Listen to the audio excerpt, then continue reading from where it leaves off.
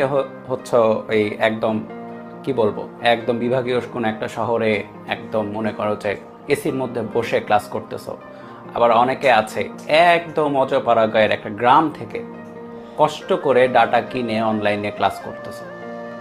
দুইজনই কিন্তু এখন সেম লেভেলের, ঠিক আছে, দুইজনই সেম লেভেলের, কিন্তু 18 মাস পর কি হবে সেটার উপর ডিপেন্ড করবে তোমার ফিউচারটা কি। একজন বসে আছে কোথায়, একজন বসে আছে একদম গদিতে, সে একদম আরামে ক্লাস করতেছে।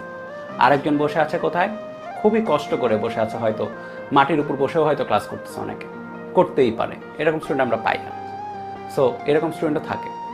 সো দুইজনই একই পড়া পড়তেছে, দুইজনই একই টিচারের কাছে পড়তেছে, কিন্তু দুইজনের ফিউচার এক না।